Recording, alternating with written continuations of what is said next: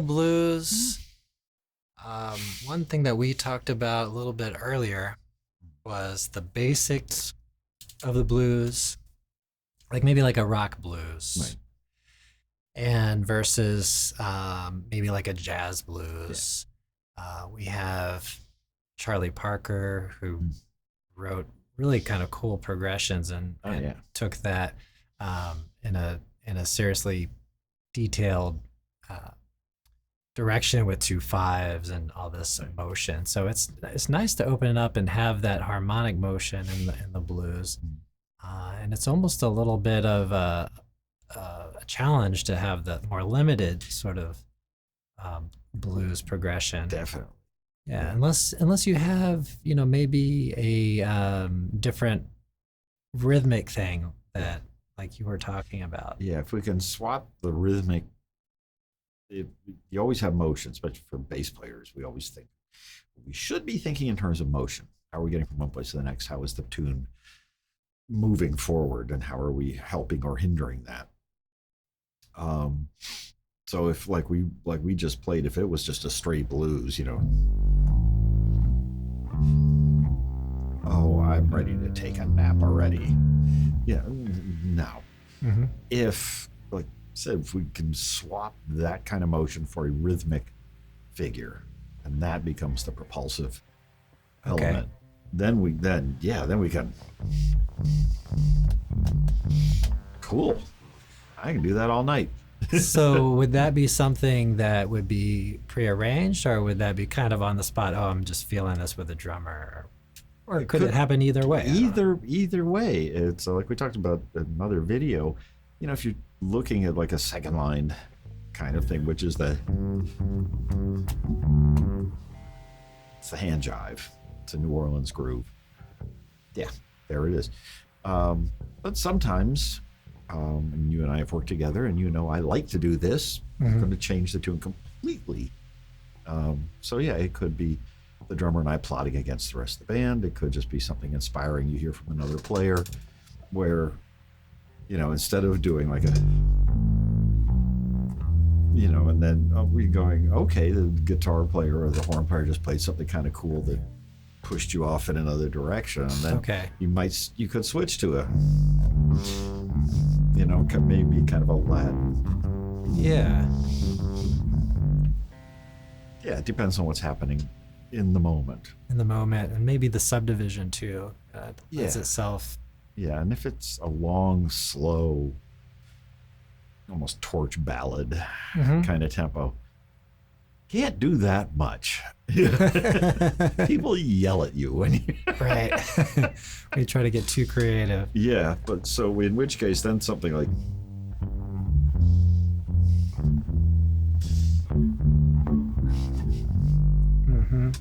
that's where you are. That's and what's you're gonna just work. leaving it there. Yeah. Nice. Yeah. So it is completely situational. Yeah. Yeah. Let's talk a little bit about cables. Okay. You make cables and you have a cable company. I do. I have a company called Instrument Audio, and I make custom cables. It says it's something I've always done, but I did a few years ago sit down and really, really listen to, analyze the construction and the sound of all these different cables. And there's a lot of junk out there. Wow, is there bad stuff there? Yeah. But I have found a couple of companies that I love working with because their product is exceptional and it doesn't cost a fortune. Okay, great. So do you have equipment where you've like tested like the waves? I have electronic done, equipment. Yeah, like I will go.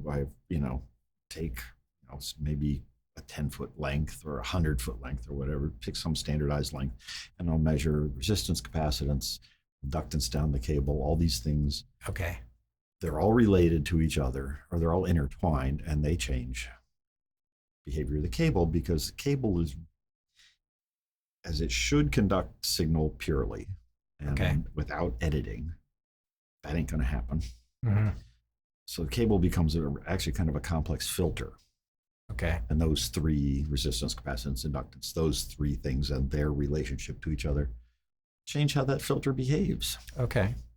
So yeah, so I do I do measure it and I Okay. check it. And I have my favorite test, which is the wire company I use now. Um, they're the first one to ever pass it, where I hook up cable and I hit it with a hammer. Okay. Just whack it as hard as I can repeatedly. So is that like a stress test? It's a stress test. If I can hear it or measure it, Mhm. it failed. Okay, got it. The other test is putting a cell phone on it. Just Okay. laying a cell phone on the cable. Right. I found a cable that is perfectly immune to that. Nice. There's a cup. There's only like 3 on the planet that I found that actually are capable of that.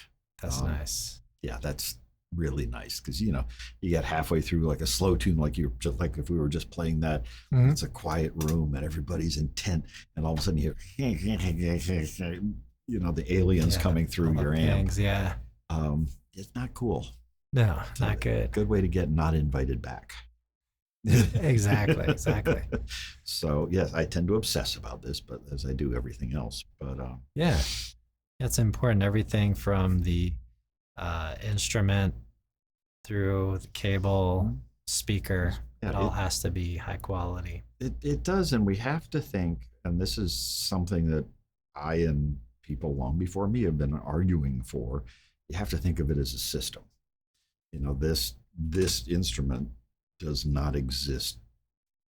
It doesn't make noise by itself. Mhm. You can't share the lovely noises you're making without cables and an amp, preamp, speakers.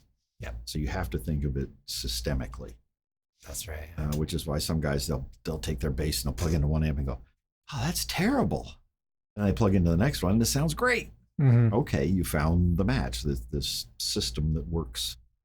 Yeah, there's a whole chain there. So sometimes I'll practice acoustically on an arch top, and that is a really quite a different thing than plugging in and yeah. playing through a speaker. Yeah, It's something that we have to work to adjust to, mm-hmm. I think. Oh yeah, yeah. And this is, and we've said it before on here. You have to practice with your equipment. You gotta practice your gear. Yep, that's right. So, and learning your system and how it works, and because like I say, it is everything from the tuning machines to the wood to the strings to the cables, pickups. Yep. If any one of those things is off, it's just not going to sound quite right. Yeah, and if you don't like your sound when you're playing on stage, it's a struggle because you have to project because you're getting paid to do something, right? To produce a sound, but then you don't like what you're hearing, but you have to do that. So it becomes a very uncomfortable thing. Yeah, it becomes very self-limiting because you're fighting the sound, and as soon as that's taking your mind off where your creative energy should be going. Right. So yeah, that's so annoying. Nice. Yeah. So your cables are a part of that whole system that exactly keeps things sounding good. Yeah. And limits interference. Limits interference, and is just puts out should, which is signal goes in one and comes out the other. Yep. As unadulterated as possible. Yeah, absolutely. So the next thing that we're gonna do here is check out a little bit of blues progressions. Okay. So we played a blues up front, right? And there are a lot of variations to the blues, right? And we're going to look at the Jazz Handbook by Jamie Aebersold. So Jamie Aebersold ran camps, jazz education, wrote a million books. Yeah, he's a sax player. He's really influential in the jazz education space. The play-alongs, the whole music minus one thing. Yeah, that came all before iReal Pro and Band in a Box.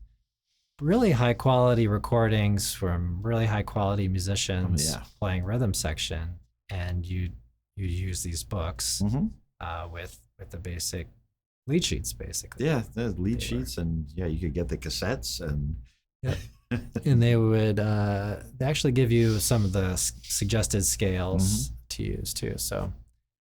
So we're taking a look at the Jazz Handbook by Jamie Aebersold, and we're going to play through some of the progressions to give you an idea of what the different progressions may sound like. So we'll start with the most basic of them all, which is kind of like a rock, almost like a rock. Yeah. So let's begin. We'll just play one chorus on it.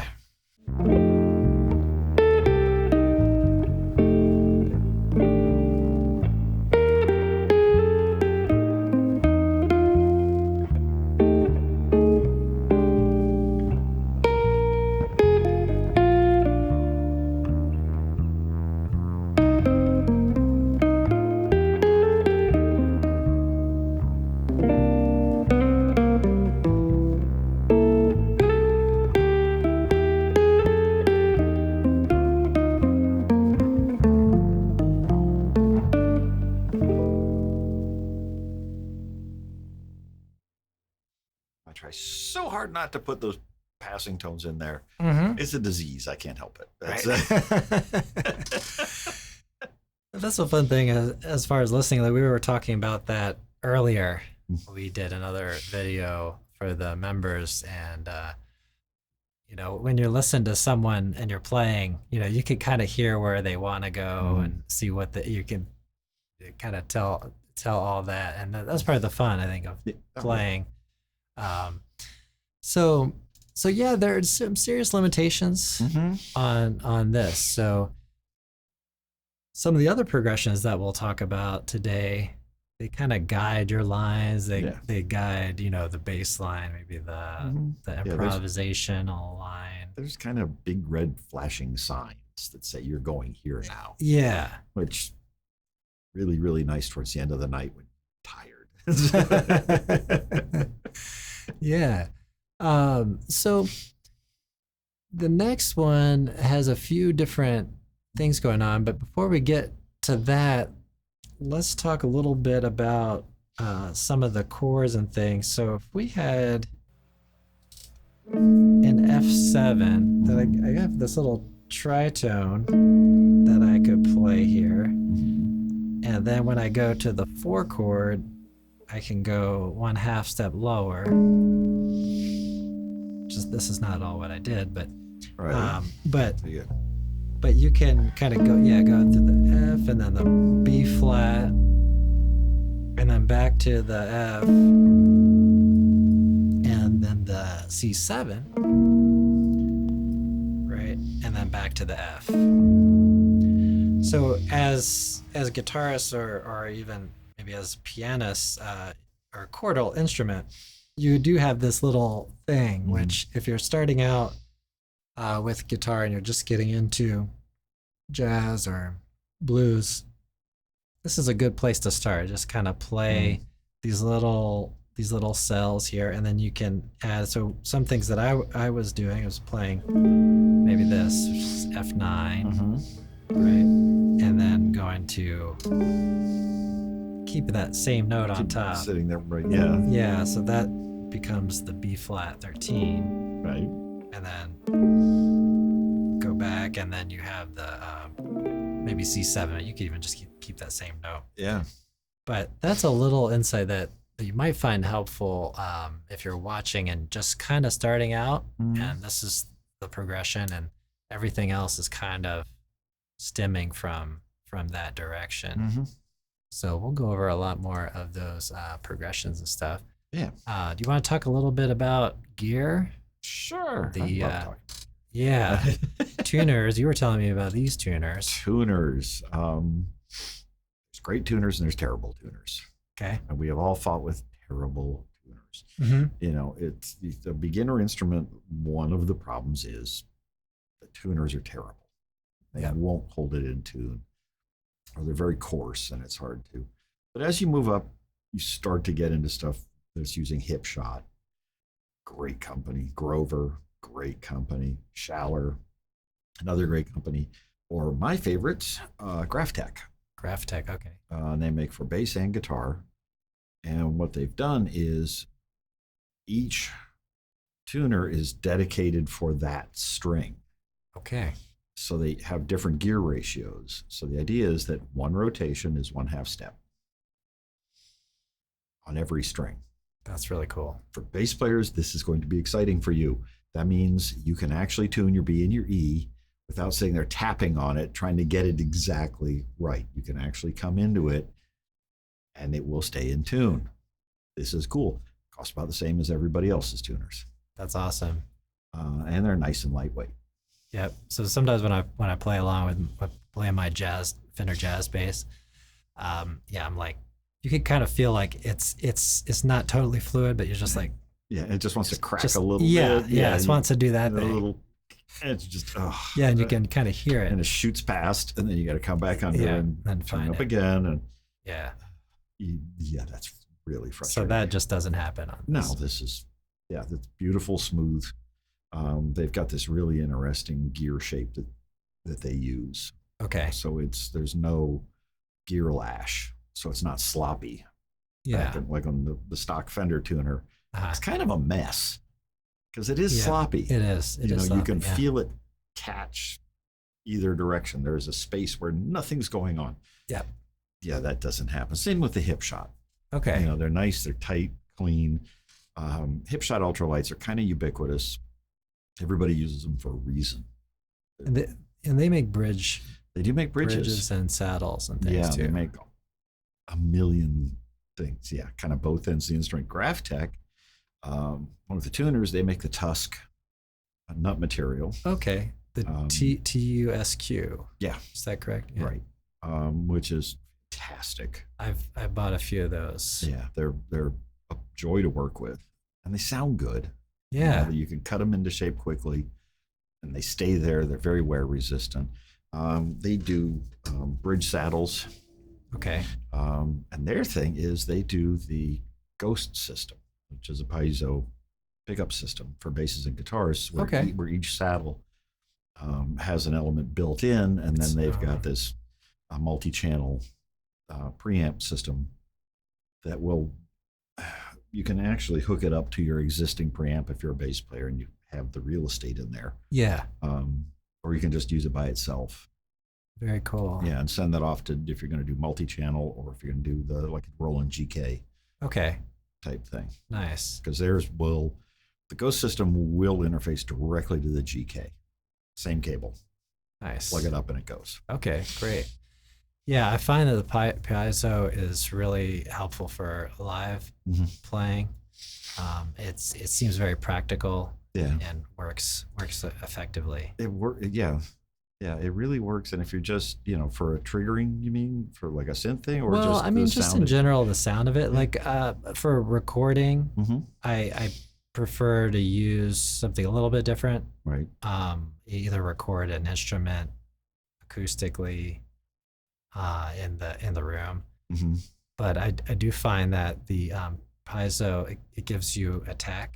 Yeah, it puts a nice attack, gives a little sparkle on top. Maybe that a magnetic pickup just isn't going to give you. Yeah. And it opens blended, it opens up, it's like Godin and their Variax stuff. It's the same sort of thing. Yeah. I don't know if Godin is actually using the Ghost. They might be. Piezo got a bad rap for sounding thin, kind of weedy, and having no low end. And that's because people were trying to plug it into a guitar or a bass amp with no electronics there going, well, why doesn't this sound good? Well, like we were talking about earlier, it's the whole signal change. You can't just blame one portion of it. Piezo pickups need a very high impedance. Right. Very high. Like some manufacturers say 4 meg, I find, or 1 meg. I like 4 meg or 10 meg. Okay. 10 meg works great, especially on guitars. Yeah. So really high impedance, you really no losses. And Nice. you get that clarity. Yeah. So Awesome. yeah, if you're using piezo pickups and you hate them, change preamp. Okay. just use a good. Yeah. And I will mention, I know I probably talk a lot about Quilter, but they are designed to handle really high impedance signals. So I find if I use my and this is another instrument I plan to bring in here, maybe mess around with, is I've got a little electric uh, ukulele, Mm-hmm. which is all piezo. Right. How do you pronounce piezo? Because I'm always pronouncing it I've heard incorrectly. I've I'm heard sure. it, paizo. Um, And there's almost like an American way. which is paizo or paisio. Paisio is Paisio. not wrong. That's incorrect. There's not that many syllables in that word. Right. You know, paizo is probably the closest. Yeah. I'll ask an engineer friend Right. and see if there's any consensus on that. But yeah, I actually like them. I mean, they're great on upright bass. Mhm. You know, I've got a full circle on my upright. I think you have the same thing. Yep. Yeah, Mhm. they work great, but Yeah. you gotta have the right The right thing to to get feed it loaded. Yeah, into. let's say with the Quilter stuff, I'm looking down at Quilter, which you can't see. They make a lot of stuff for pedal steel players Yeah. and pedal steel pickups. Mhm. You know, really high impedance. Okay. I didn't know That's that. because they're so hot Okay. and there's such a high whine count. Yeah. The impedance of the pickup is very high, which means you need much higher input impedance. Okay. So, So yeah. that makes sense with the like steel air, and maybe that has a little bit to do with some of their engineering decisions. Oh, yeah. You know, Pat Quilter, I think he just likes steel players. He does. Yeah. I Yeah. think Yeah. And he loves Hawaiian music and makes all that. perfect sense. Yeah. So, yeah, so you're going to have that. So, but yeah, that's how pedal steels get that bright, chimey sound. It's this Yeah. very, very hot, high impedance pickup, Uh-huh. which is why like pedal steel volume controls are different. And the standard pedal steel amp is different. It's all to deal with that one insane pickup. Yeah. That's wild. Yeah. Cool. So how about we do another variation Okay. on the blues, Mhm. just to talk about that in general. So again, we're using the Jazz Handbook, Mhm. Jamie Ebersole, Yeah. Which one do you feel like doing? number 5. Number 5. Okay. Here we go. Just one time through the progression. Mhm.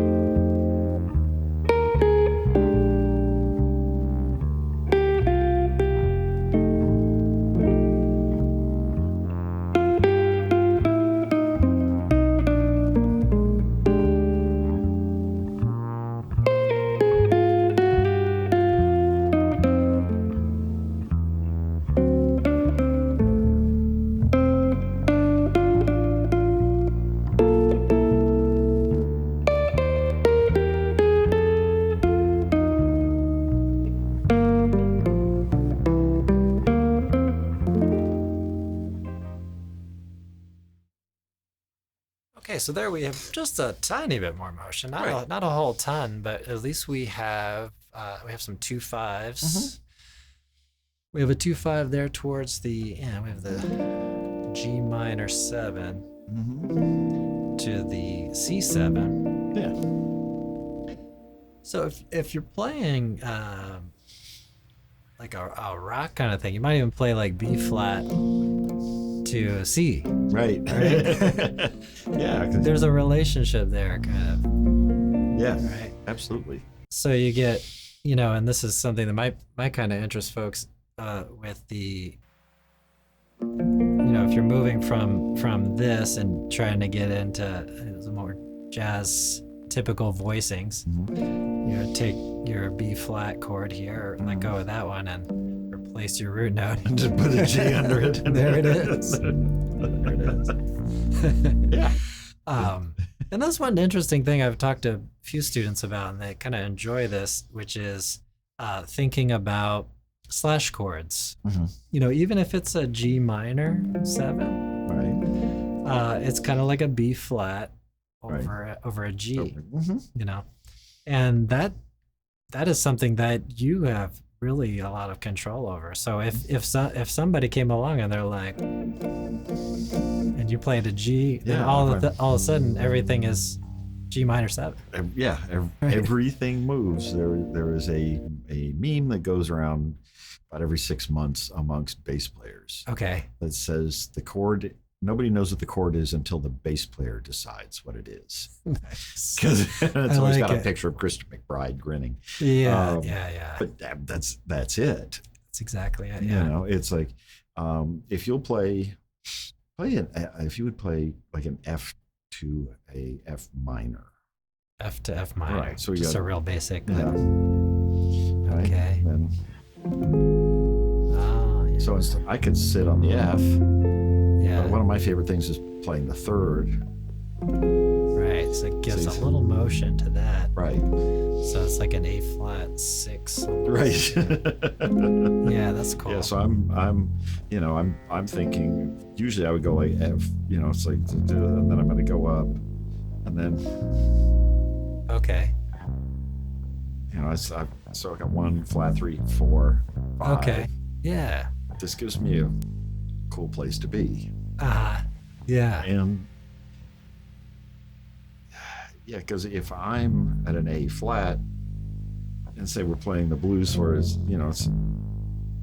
it's like a minor blues. So Yeah. I'm going to play the A flat under the F. Mm-hmm.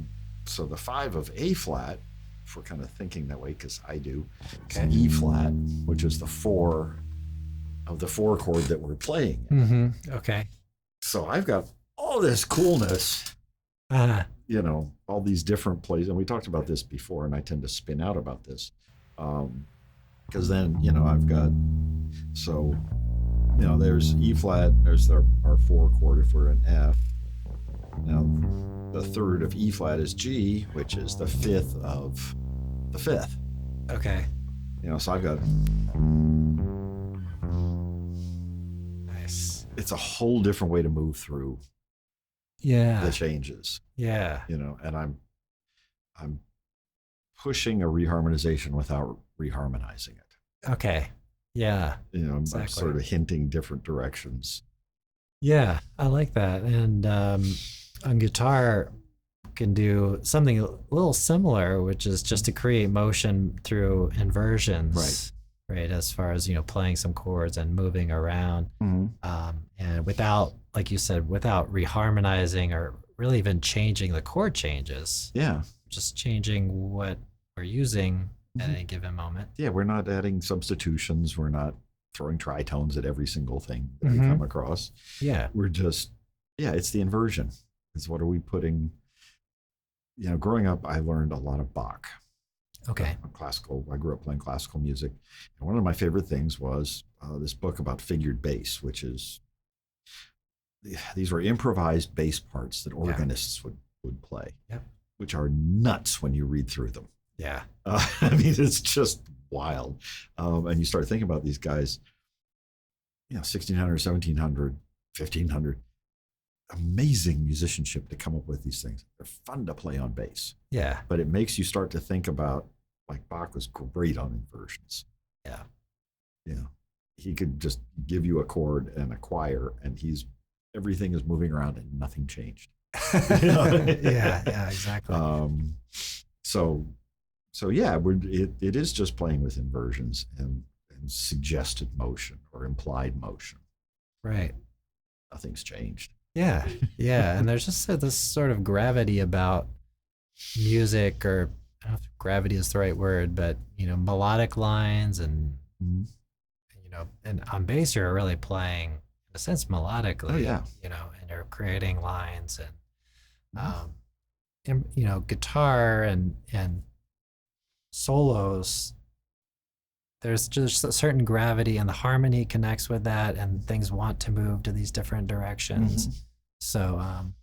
So it's pretty cool and pretty fun to play around with. Yeah. I'll do the inversion trick if I hear a soloist getting a little stuck.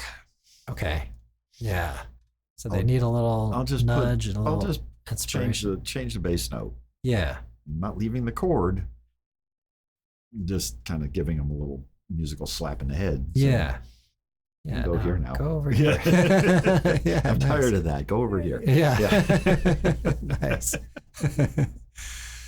So let's check out a little bit of another progression here. So this one strikes me just by kind of looking at it as more of a typical Charlie Parker kind of thing, like Yeah, there's Blues for Alice or something along those lines. Yeah, if you've got this book at home, and why don't you? We are looking at number 10, Yep. right? Yep. Which is a festival of two fives and a lot of fun. Yeah, a lot of fun. All right, so I'm gonna keep an eye on this so I don't. I know. Play. It's funny how they're written out. I mean, it is cool, but it's. I guess when they decided to do this, they were just putting a lot of information in one. Yeah, spot. it's put in a chart form. Yeah, so Yeah. it makes sense. So you can kind of look through and say, oh, okay, on the fourth chord, Yeah. look at all these variations. The fifth chord, look at all the variations. Playing it is a whole different thing. Yeah. Yeah. So we'll play through it just one time, and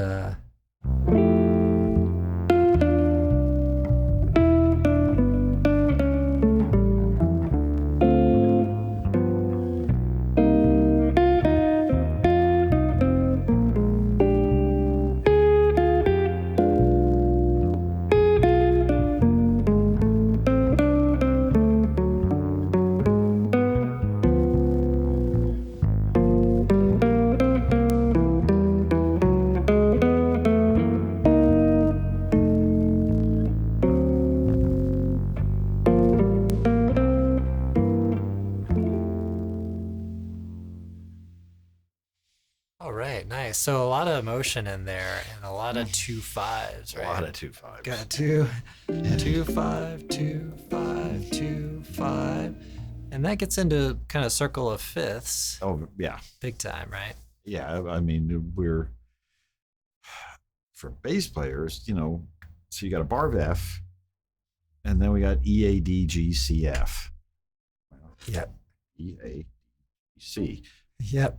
Yeah, it's Straight basically up. the tuning of the instrument. This makes life easy. yeah, If you forget where you're going, it's there. it's that way. Yeah. Yeah.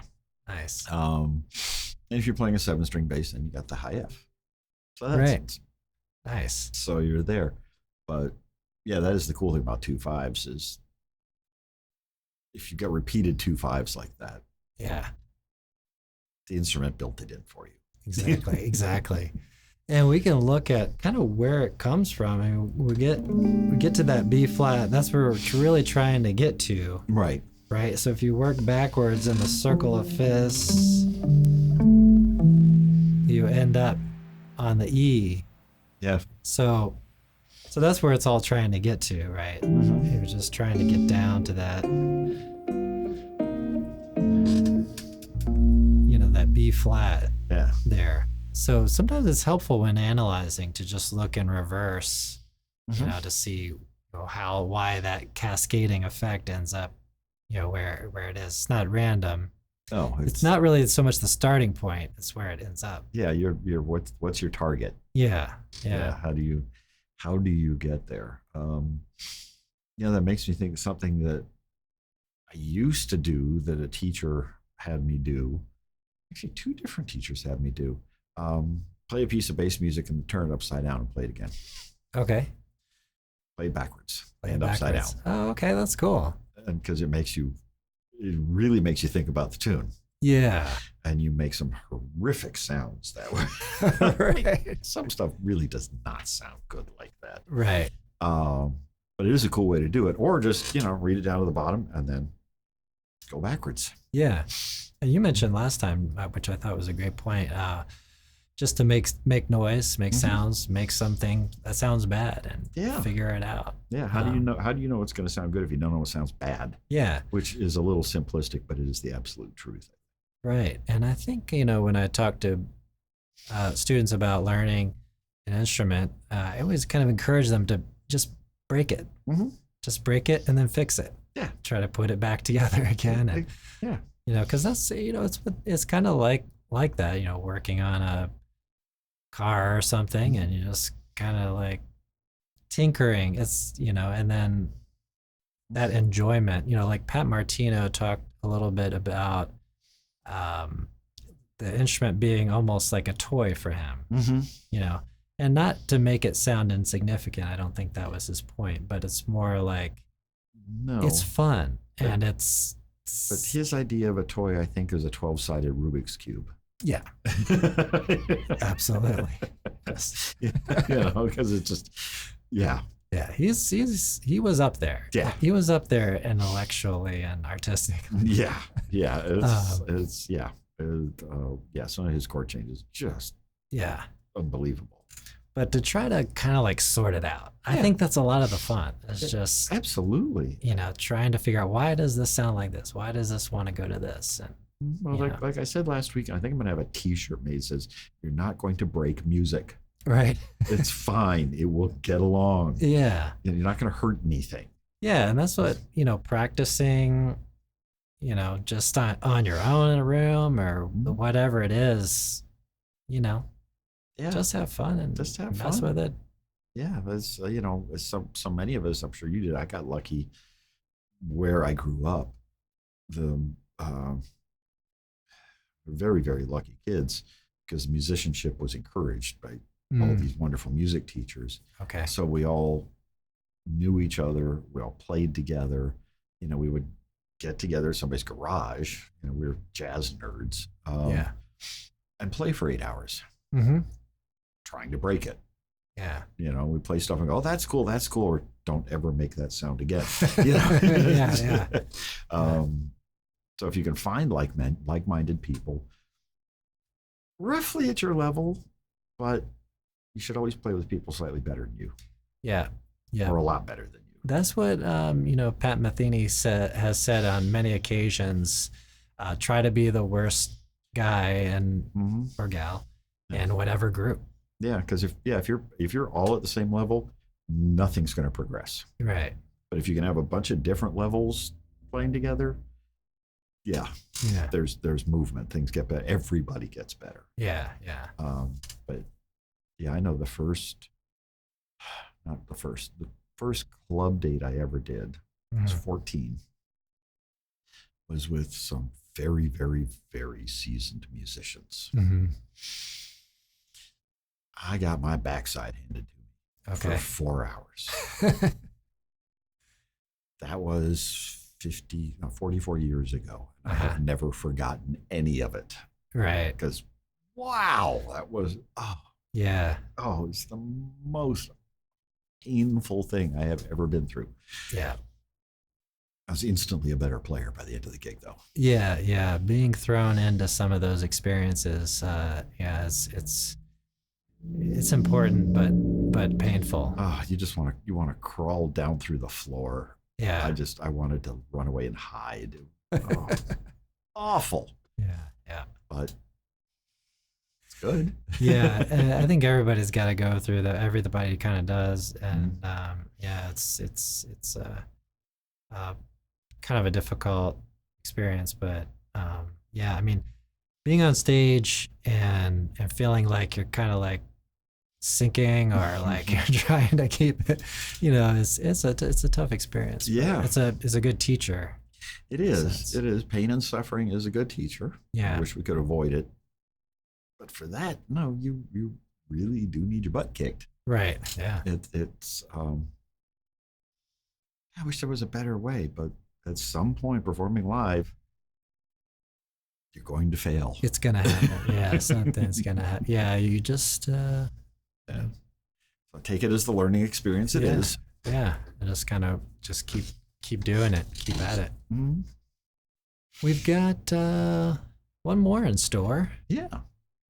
This one's a pretty interesting one. You picked this one out. Yeah. This is just a whole mess of 2/5s. Yeah. And what I love is this is an F. We never play F. Right. There is no F chord involved. Right. There is everything around it. This is like talking about the inversions and playing with stuff like that. Mhm. These changes are absolutely that. Yeah.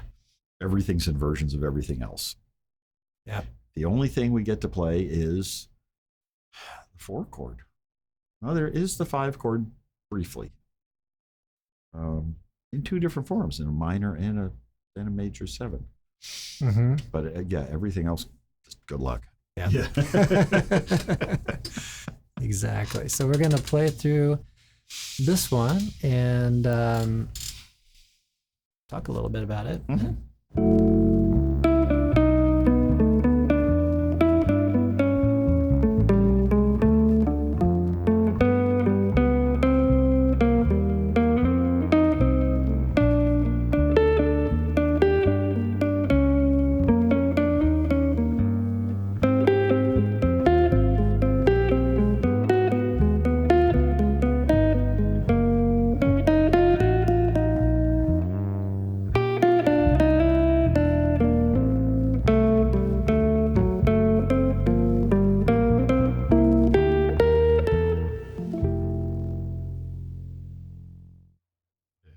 It wants to resolve the F.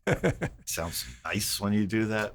Uh-huh. That's a cool set of changes. Yeah, it's cool. It just kind of dances around it. It's Mhm. it's kind of neat. Yeah, so the 2/5 is very powerful, Mhm. very important to know. It keeps motion going. Right. We talked a little bit about Stella by Starlight Mhm. and how the 2/5 and just having that constant motion really it almost makes it easier Yeah. in a sense to create line because the progression is telling you, you know, where to go, you know, Mhm. where it pulls you over here and pulls you over here. So the wealth of ideas I think just kind of keep flowing. Yeah, it's because I tend to think rather graphically about things at times. Stuff like the first set of changes we played where it's like 4 bars on the 1 Mm-hmm. and 2 bars on the 4. Wake me up when it's over. But it is trying to solo over that unless something rhythmically cool is happening. Yeah. It's like walking through the desert.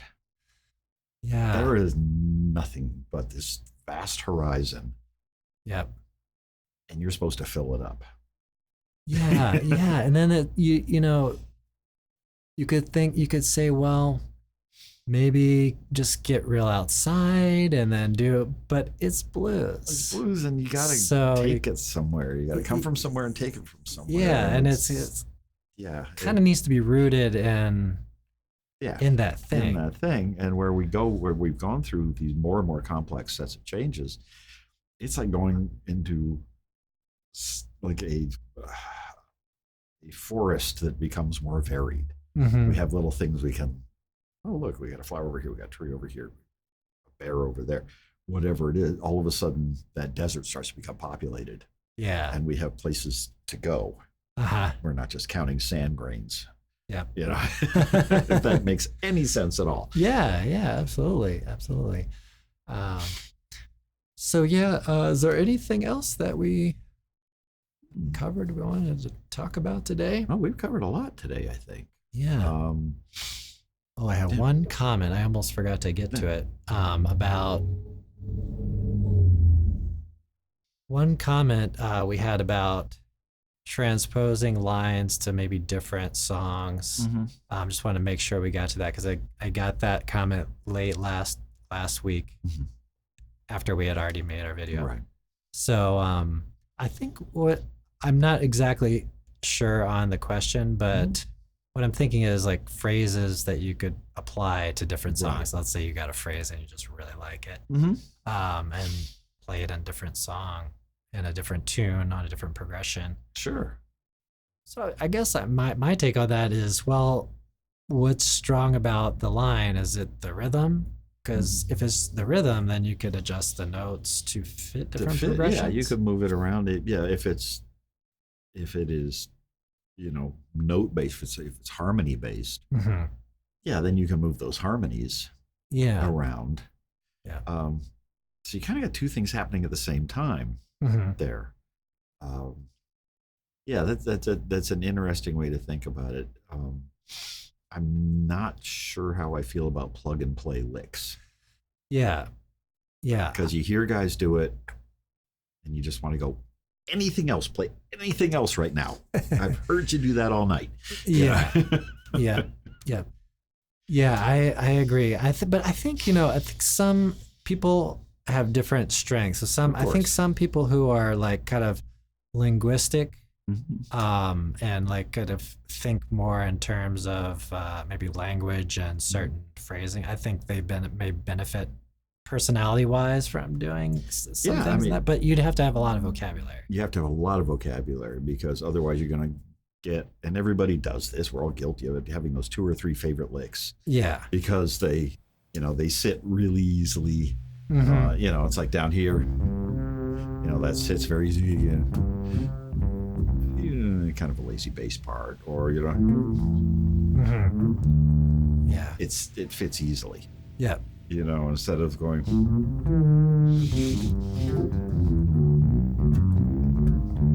Yeah. Yeah. That's not such an easy thing. So Yeah. it's good to have the vocabulary, but you need a rather broad vocabulary. Right. And I find, I'll listen back to myself just for the exercise of it, and also quality control when I do videos and podcasts and stuff. But I'll find that I'll have certain licks. I'm like, oh, here, it could even just be a little nugget, or it's like I do that. I do that line a lot. Yeah. And We all have them. yeah. So you could even create variations to them, I think that would be extraordinarily useful. right. Because if you're just just you could change the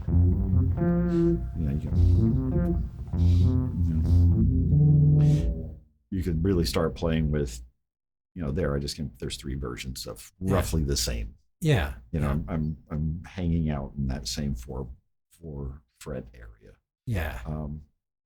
So for that viewer, thanks for the comment. It's a great idea. Absolutely. We're looking for more comments. Yes, please. So Questions. maybe work on here's your homework. Pick a couple of licks that you're comfortable with Mm-hmm. and write out and play the variations. Yeah. Because that's easy. Mm-hmm. So you go maybe write out different fingerings, different locations on the neck, Yeah. and different keys. Yep. Different keys. So- I think that's huge. Different keys, being able to play content in different keys, all 12 keys. All 12 keys. Yeah, it's just so important, which is where a circle of fifths, Yeah. circle of fourths. Yeah. Yeah, that's just tattooed on the inside of your eyelids or something. You have to know this. This should be like breathing. Yep. It needs to be an automatic function. Yeah. Because as soon as you get it, you kind of go, oh, look what they wrote. It's like, oh, that's cool. I know what they did there. Yeah. Nice. So that's gonna be it for today. Thanks so much, John, for coming out. Absolutely. and Always doing- fun to be here. Yeah, and don't forget about John's custom cables, instrumental audio, Well, no, just instrument audio. instrument audio. Sorry. Yeah, I'm currently having an argument with my DNS server, but the website Okay. will be up at some point this week when we get that solved. Yeah. So as soon as we get you get all that sorted out, we'll just put your link Send in you the links the and- description. Yeah.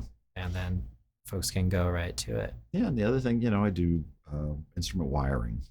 I play with wires a lot. Yeah. Custom instrument wiring, and I love, sometimes it's like I've got a bunch of repairs in this week, Okay. and it's just fixing broken electronics. Yeah.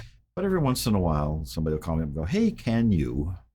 I love sentences that start that way. Yeah. Because it's like, 15 switches and, 3 preamps and 5 pickups. And yeah, sure, let's go. Right. So I do. Yeah, that's all there. It's just part of the system. Yeah. Got an SG with what are they? Some of them have 3 humbuckers in there. 3. I have done an SG that has 2 humbuckers and then 2 Strat pickups in the middle. Wow. Okay. That's cool. It was a crime against nature. But that's what they wanted. It's like you have an infinite things that you could dial None in of it there. really sounded good, no matter what you did. Right. But, hey, Yep. customer's always right. So yeah, that's right. Yeah, so you can hit me up with technical questions. Okay. You Yeah. know, if you'd like to. Here we could, if people want to ask us, a couple, the occasional technical question, Absolutely. you and I can dive in and, dealing with our instrument systems and Yeah. all the rest of it. It's important. Yeah. It's how we're heard. Yeah, absolutely, absolutely. Yeah, having reliable hookups and everything, it's a Yeah, must. absolutely. All right, everybody, thanks again. I'll see you all in the next one. See you next time.